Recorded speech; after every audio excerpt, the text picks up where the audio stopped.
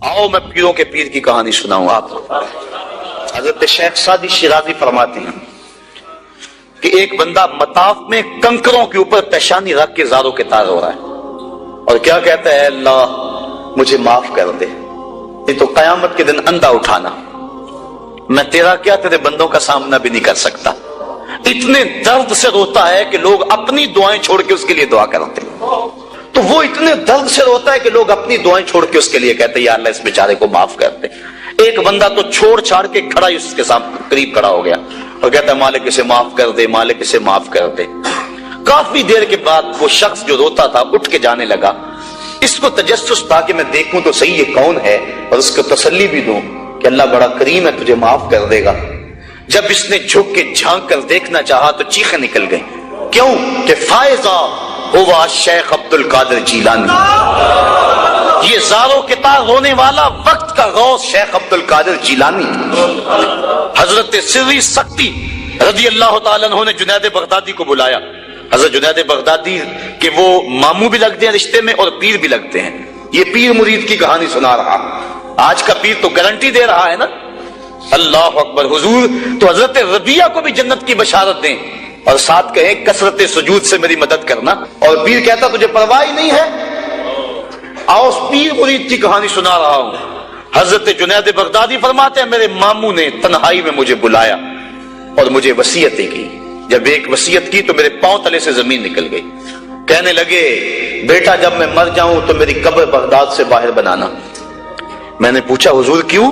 फरमाने लगे, मेरी बदआमालियों की वजह से कहीं बगदाद की मिट्टी मेरी लाश को कबूल करने से इनकार न कर दे और मैं लोगों के सामने रुस्वा न हो जाऊं। ये हैं वो लोग तताजाफा जुनूबहुम अनिल मदाजिअ, जिनकी करवटें बिस्तरों से अलग रहती हैं, अल्लाह को खौफ और तमा में पुकारते हैं, लेकिन जिंदगी का एक एक लम्हा तकवे से इबारत है। दुनिया में तकलीफें सही। हजरत इमाम जाफर सादिक सारी जिंदगी ठंडा पानी नहीं पिया, फरमाते थे क्या खबर कि इसके हिसाब में चकरा जाऊं।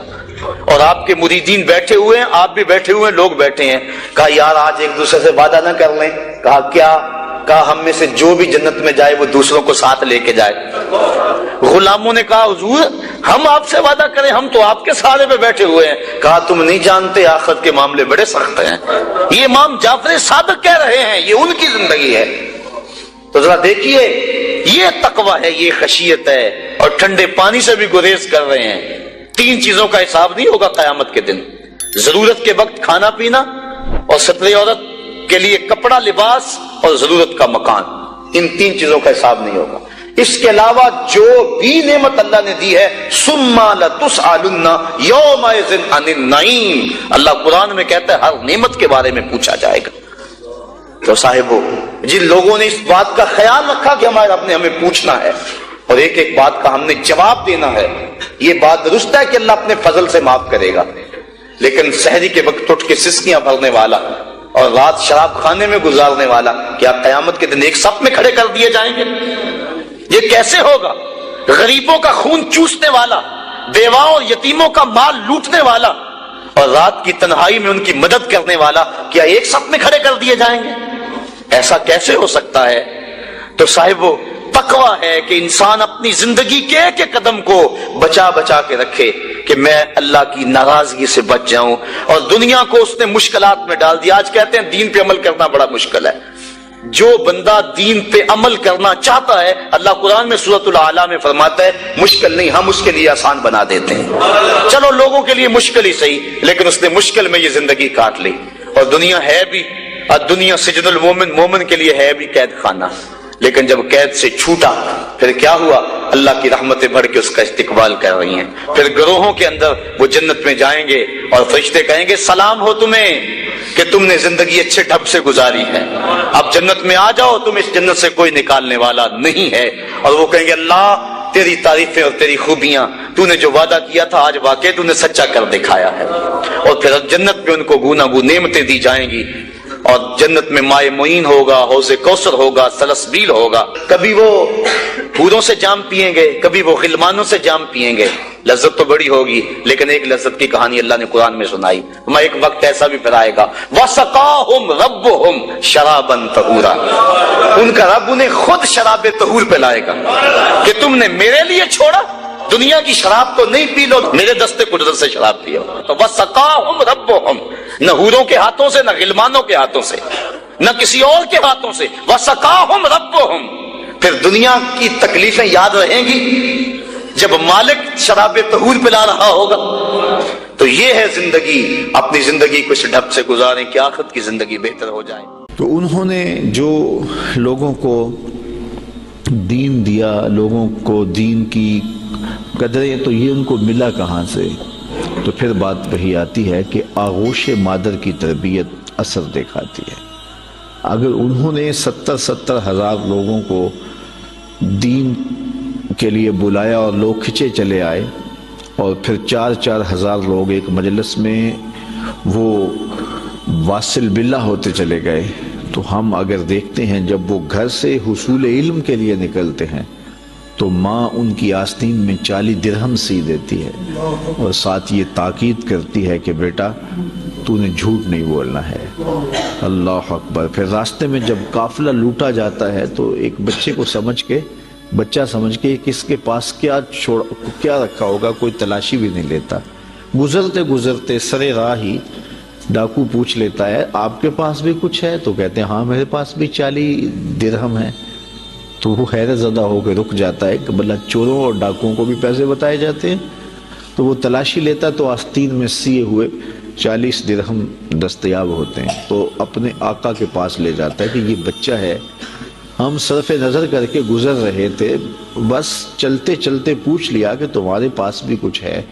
تو اس نے کہا کہ 40 درہم ہے. تو تلاشی لی تو واقعی 40 درہم. یہ کوئی انوکھا سا بچہ ہے.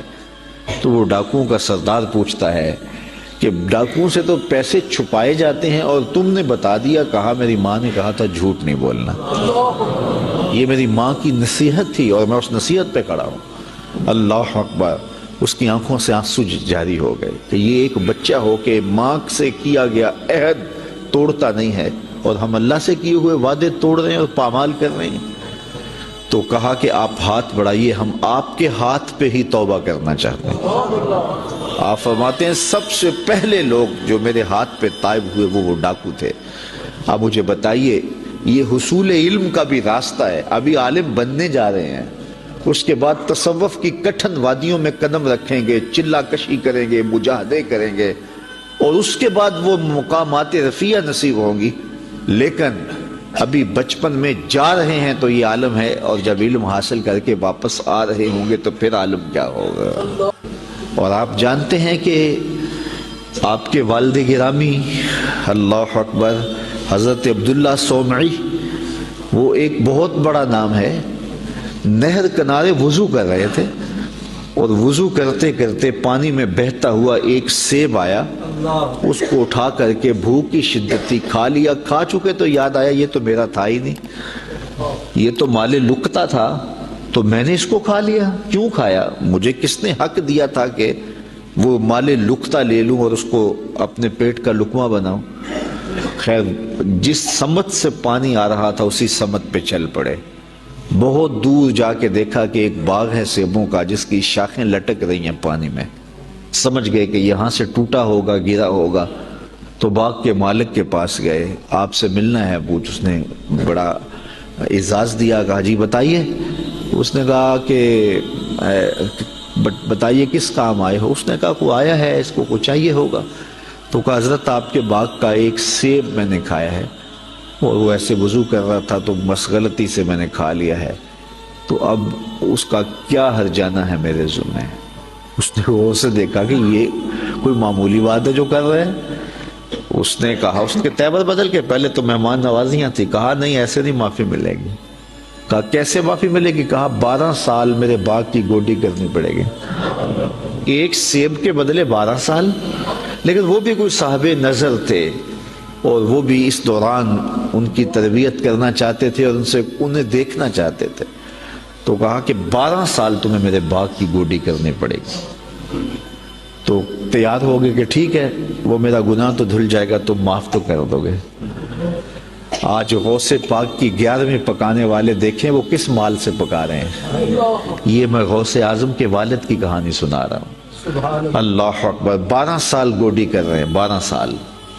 12 سال کے بعد ایک دن باغ کے مالک نے کہا کوئی سیب توڑ کے لاؤ، تو وہ سیب توڑ کے لے گئے تو وہ بھی کچا ہی تھا، وہ اس طرح کا پختہ نہیں تھا جس طرح کہ توڑ کے پیش کیا جاتا ہے۔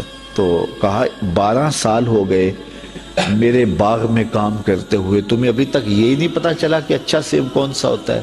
کہا ایک سیب کی سزا کاٹ رہا ہوں، مجھ سے قسم لے لو 12 سالوں میں نظر اٹھا کے سیب کی طرف دیکھا بھی ہو۔ میرا کام جڑوں میں گوڈی کرنا ہے وہی کرتا، میں اوپر کبھی 12 سال میں نہیں دیکھا۔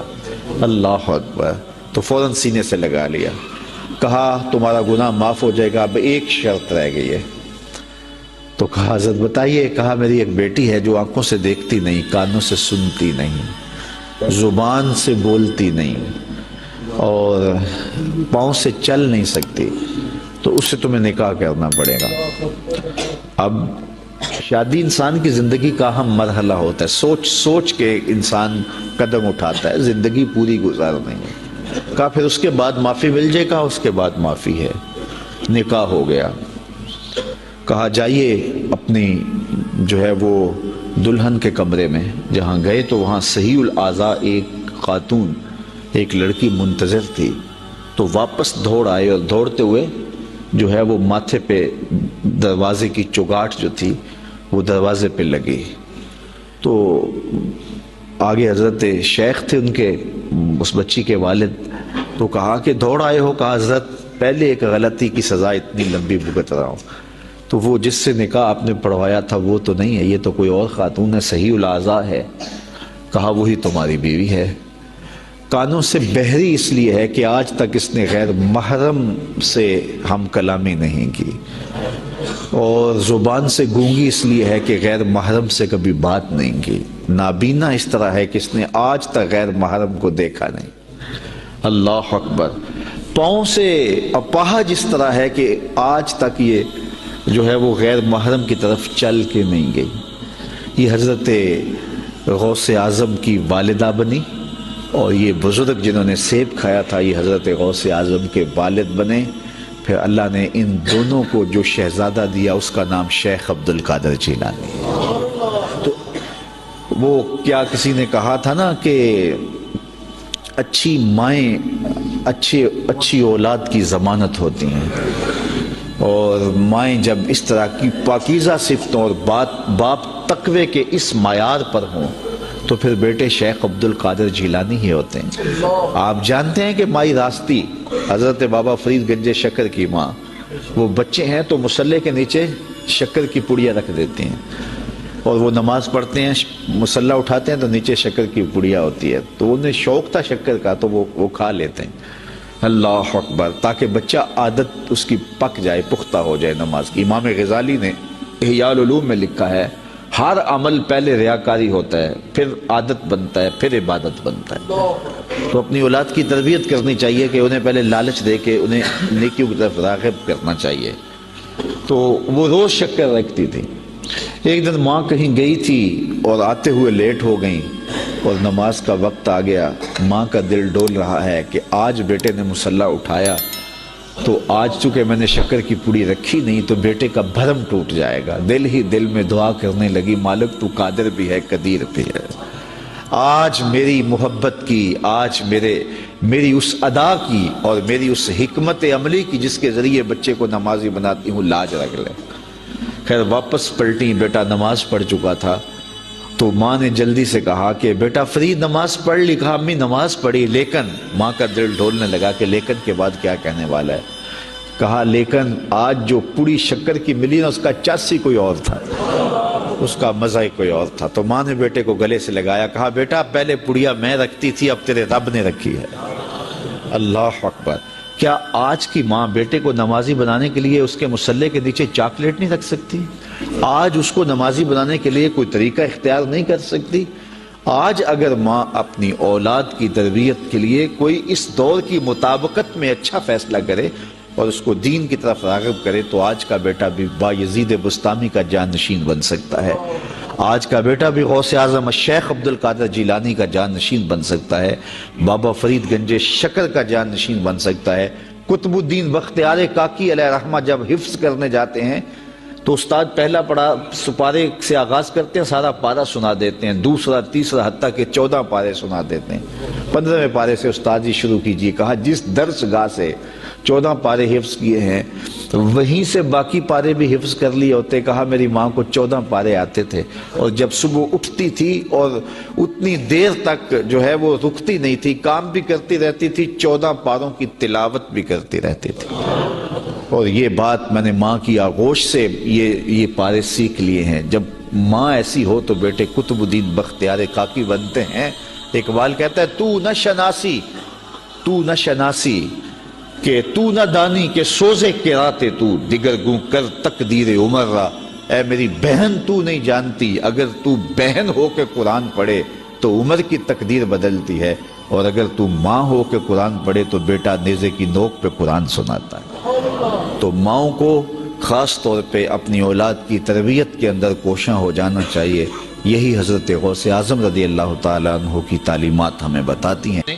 ہر انسان کے ساتھ ایک محافظ فرشتہ پیدا کیا ہے، اور اگر وہ محافظ فرشتہ انسان کے ساتھ نہ ہو، شیاطین انسان کو ویسے مار ڈالیں، انسان کو قتل کر ڈالیں اگر اللہ نے حفاظت کے لیے فرشتہ معمور نہ کیا ہو۔ یہ انسان کے دشمن ہیں، اور انسان کو شیاطین راہ مستقیم سے ہٹانے کے لیے دن رات کوشاں۔ پھر یہ اتنا مکار دشمن ہے، ہر ایک کو ایک لاٹھی سے نہیں ہانکتا، اسے پتہ ہے کہ کس کو کیسے بھٹکانا ہے۔ ایک شب زندہ دار جس کو سحری کے وقت اٹھ کے آنسو بہانے کا لطف ملتا ہے، اب شیطان اس کو کہے کہ سحری کے وقت اٹھا نہ کر، تو وہ شب زندہ دار جب اس کے آنسو مسلح میں جذب ہوتے ہیں اور وہ اترتے ہوئے آنکھوں سے آنسو اتنی لذت اسے دیتے ہیں کہ دنیا ما فیہا کی لذتیں ایک طرف اور یاد خدا میں رونا ایک طرف۔ اب شیطان کسی کو کہے کہ سحری کے وقت اٹھا نہ کر تو کوئی شیطان کی یہ بات تھوڑی مانے گا، تو شیطان اسے یہ کہتا بھی نہیں ہے، اسے کہتا ہے نہیں اٹھا کر، لیکن صبح بتا دیا کر کے میں تہجد گزار ہوں، اسے ریا میں مبتلا کرے گا۔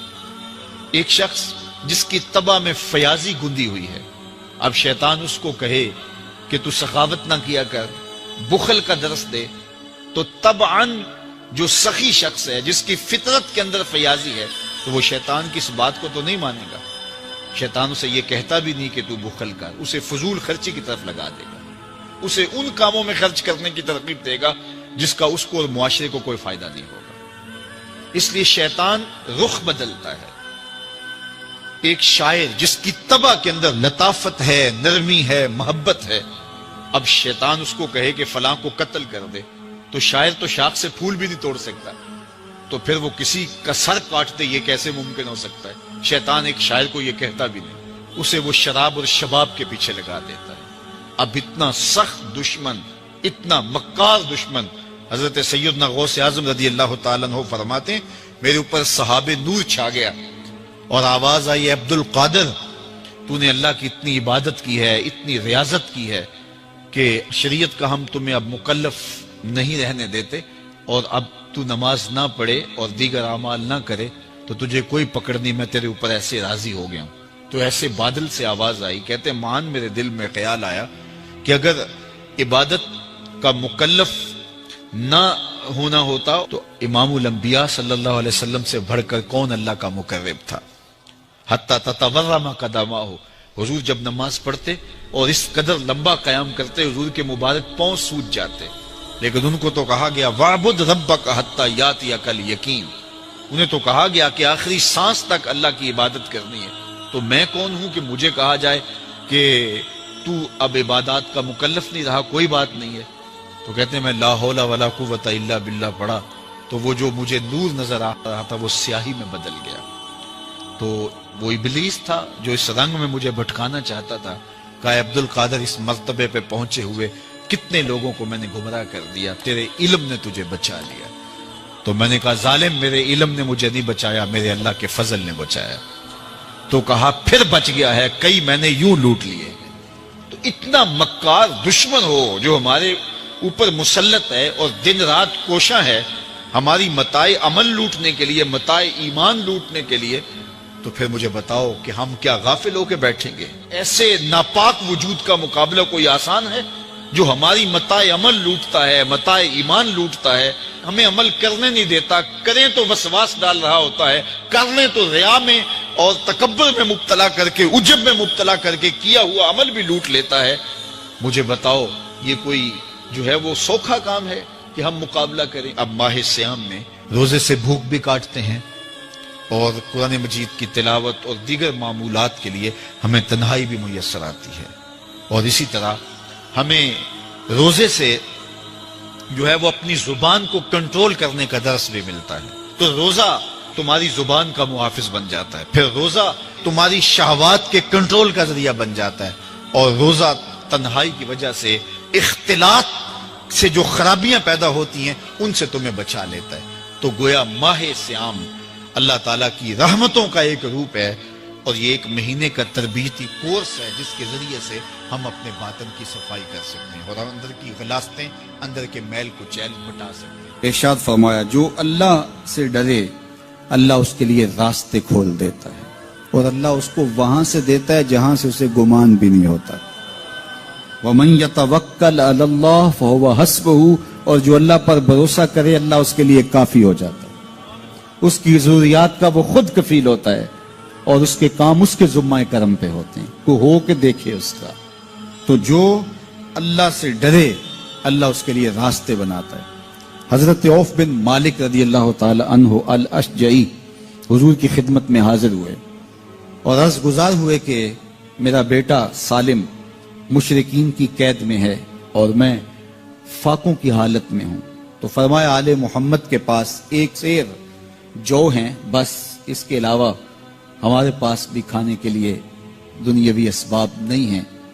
کہا صبر کرو اور اللہ سے ڈرو، اور لا حول ولا قوت الا باللہ کثرت کے ساتھ پڑھو۔ یہ ایسا وظیفہ ہے، ایک حدیث پاک میں آتا ہے کہ یہ 99 بیماریوں کا علاج ہے، اس میں سب سے کم درجے کی بیماری ہم اور غم ہے، یہ دکھوں کا مداوع ہے، مشکلات کا علاج ہے، اور یہ وظیفہ میرے حضور نے بتایا۔ حضرت ابو ذر غفاری رضی اللہ تعالیٰ عنہ کو حضور نے 5 چیزیں بتائی تھی، ان میں سے 5ویں چیز یہ تھی کہ ابو ذر کثرت کے ساتھ لا حول ولا قوت الا باللہ پڑھا کرو۔ فرمایا عرش الہی کے نیچے ایک خاص خزانہ ہے، یہ وظیفہ وہاں سے آیا ہے، یہ زندگی میں معمول بنا لو، جب پھنس جاؤ مشکلات میں آ جاؤ تو لا حول ولا قوت الا باللہ پڑھو، اللہ راستے کھولے گا۔ تو حضور نے 3 چیزیں فرمائی، اللہ سے ڈرو، صبر کرو، اور کثرت کے ساتھ لا حول ولا قوت الا باللہ پڑھو۔ وہ فرماتے ہیں کہ میں یہ عمل شروع کیا، ابھی گھر میں بیٹھا ہی تھا کہ دروازے پہ دستک ہوئی، تو میں اٹھا کہ دروازہ کھولوں دیکھوں کہ کون ہے، تو دروازہ کھولا، دیکھا میرا بیٹا کھڑا ہے اور اس کے پیچھے 100 اونٹ کھڑے ہیں۔ تو میں نے کہا کہ تم اور یہ اونٹ؟ کہا مجھے موقع لگ گیا، میں ان کی قید سے بھاگ آیا اور آتے آتے ان کے 100 اونٹ بھی ہانک لایا ہوں۔ وَيَرْزُقْهُ مِنْ حَيْثُ لَا يَحْتَسِبُ، وہ تمہیں وہاں سے رزق دے گا جہاں سے تمہیں گمان بھی نہیں، اس کے ہو کے تو دیکھو۔ اللہ اکبر، اللہ کے ہو جاؤ تو پھر وہ تمہاری ضرورتوں کا کفیل ہو جائے گا۔ فرمایا حضرت عبداللہ ابن مسعود رضی اللہ تعالیٰ عنہ نے کہ کسی شخص کو فقر و فاقہ آ جائے تو وہ لوگوں کو بتائے کہ میں آج کل بڑے مشکل حالات میں ہوں، ہر وقت لوگوں کو بتاتا رہے تو اس کی مشکل بڑھے گی، اس کی مشکلیں آسان نہیں ہوں گی اس طرح۔ اور اگر وہ اپنی اس مشکل کو کسی سے شیئر نہ کرے بلکہ مصلی بچھا کے اپنے رب سے کہے کہ مالک فقر و فاقہ آ گیا ہے اور اس کا علاج تیرے پاس ہے، اس مرض کا مداوع تیرے پاس ہے۔ حضرت عبداللہ ابن مسعود فرماتے ہیں کہ رسول کریم نے فرمایا جلد یا بدیر اللہ اس کو مالا مال فرما دے گا۔ یہ بھی کبھی کر کے دیکھو، مشکل آ جائے، فاقہ آ جائے، مصیبت آ جائے، کسی سے نہ کہو، صرف اپنے رب سے کہو، پھر دیکھنا اس کی کرم نوازیوں کا می کیسے برستا ہے۔ فرمایا اللہ پر بھروسہ کرنے کا جو حق ہے اگر وہ تم ادا کر دو، وہ تمہیں ایسے رزق عطا کرے جیسے پرندوں کو عطا کرے۔ ہم تو دکان پہ جانا ہوتا ہے، فیکٹری میں جانا ہوتا ہے، ہم اپنے کاروبار پہ جانا ہوتا ہے، نوکری پہ جانا ہوتا ہے، مزدوری پہ جانا ہوتا ہے، ہمیں پتہ ہے کہاں آج صبح جانا ہے، لیکن پرندوں کو کوئی پتہ نہیں ہوتا کہاں جانا ہے، راس المال بھی نہیں ہوتا، لیکن صبح نکلتے ہیں، شام کو کبھی بھی خالی پیٹ نہیں آئے۔ بن توکل پنچھی اڑ دے، خرچ نہ پلے زیرا ہو۔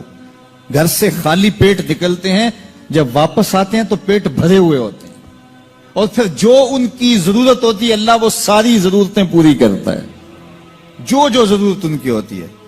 یہ شیر کتنا گوشت کھاتا ہے، اللہ روز اسے دیتا ہے۔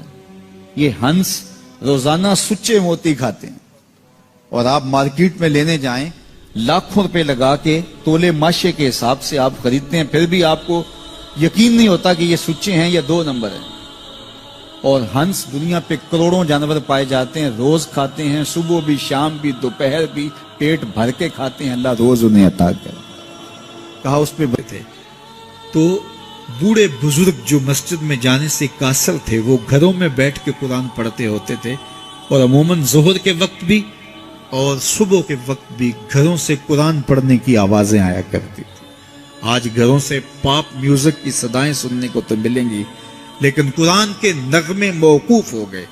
یہی وجہ ہے کہ آج ہمارے گھروں سے برکت روٹ گئی ہے۔ دولت کی فراوانی کے باوجود، وسائل کی کثرت کے باوجود، اسباب آسودگی حاصل ہونے کے باوجود نہ آسودگی ہے، نہ سکون ہے، نہ طمانینت ہے، نہ برکت رہی، اس لیے کہ ہمارے گھروں سے قرآن رخصت ہو گیا۔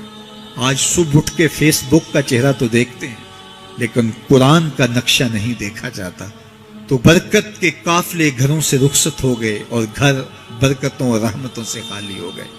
آج بھی اگر ہم نے گھروں میں برکتوں کو واپس بلانا ہے، رحمتوں کو اپنے گھروں میں واپس لانا ہے، تو قرآن مجید کی تلاوت کو اپنے معمولات میں شامل کر لیجئے گا۔ پھر گھر میں آسیب کا سایہ نہیں ہوگا، ٹونا اور جادو نہیں ہوگا، پھر کسی بابے اور ملنگ کے پاس جا کر کے آپ کو اپنے مسائل نہیں بتانے پڑیں گے۔ آپ کے گھر میں قرآن ہے، سارے دکھوں کا علاج اسی مرشد کے پاس ہے، ساری مصیبتیں اور ساری مشکلیں اور سارے مصائب اسی قرآن کے دامن سے دور ہوتے ہیں، اور اسی قرآن سے وابستگی سے گھر میں برکتیں اترتی ہیں۔ پھر آپ کو نہ آسیب، نہ جادو، نہ ٹونا، اور نہ کسی نے کوئی بندش کی ہے، نہ کسی نے کوئی مسئلہ کیا ہے، کچھ نہیں ہوگا۔ آپ کے گھروں پہ رحمتوں کے سائے ہوں گے، اس لیے کہ آپ کے گھروں میں قرآن جب تلاوت ہوگی تو رحمتوں کے فرشتوں کا نزول ہوگا۔ تو جب رحمتوں کے فرشتے تمہارے گھر میں اتریں گے تو پھر کوئی مصیبت، کوئی پریشانی، کوئی بندش، کوئی دکھ آپ کے گھروں میں نہیں ہوگا۔ اس لیے قرآن مجید کی تلاوت کو اپنے معمولات زندگی میں شامل کیجئے۔ دیکھیے یہ رمضان المبارک کا مبارک مہینہ اکثر گھروں کے اندر قرآن مجید کی تلاوت کا معمول رہا، اور جو دن باقی ہیں ان ایام میں تلاوت کلام مجید کا معمول باقی رہے گا، تو اس کی برکتیں آپ اپنی آنکھوں سے دیکھ رہے ہیں۔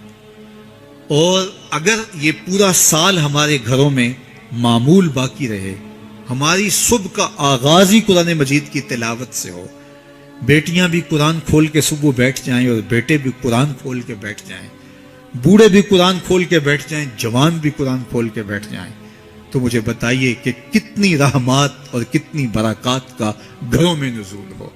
تو اس لیے اپنے گھروں میں قرآن مجید کی تلاوت کے معمول کو کبھی بھی ترک نہ کیجیے، چاہے روز کے 2 صفحے پڑھیے، قرآن مجید کی تلاوت کے معمول کو باقی رکھیے، اور اگر اللہ آپ کو نصیب کرے تو اس کو مفہوم اور ترجمے کے ساتھ پڑھنے کی کوشش کیجیے، تاکہ قرآن کا جو ہمارے نام پیغام ہے وہ بھی ہم سمجھ پائیں کہ قرآن ہمیں کیا بتا رہا ہے اور ہمیں کیا میسج دے رہا ہے، تاکہ ہماری زندگیاں اس پاکیزہ کتاب کی روشنی اور کتاب کے اجالوں میں بسر ہو۔ اور یہ کتاب اللہ کا تیسرا حق ہے کہ اس کو مفہوم و مطلب کے ساتھ سمجھنے کی کوشش کریں۔ یہ ہمارے رب کا ہمارے نام پیغام ہے۔ آپ کے کسی دوست کا، کسی ملنے والے کا آپ کے نام خط آ جائے اور وہ اس زبان میں ہو جو زبان آپ نہ جانتے ہوں، تو اتنی دیر تک آپ مطمئن نہیں ہوتے جب تک اس کے مندرجات سمجھ نہیں لیتے، کسی ایسے شخص سے وہ مضمون جان نہیں لیتے جو وہ زبان جانتا ہو۔ تو ہمارے رب کا ہمارے نام یہ میسج ہے، ہمارے نام یہ پیغام ہے رسول کریم صلی اللہ علیہ وآلہ وسلم کی وساطت سے، تو ہمیں اس کو سمجھے بغیر چین کیوں آ گیا ہے؟ تو ہم اس پیغام کو سمجھیں کہ ہمارا رب ہمیں کیا فرما رہا ہے، کن امور کا حکم دے رہا ہے اور کن باتوں سے ہمیں روک رہا ہے۔ اگر ہم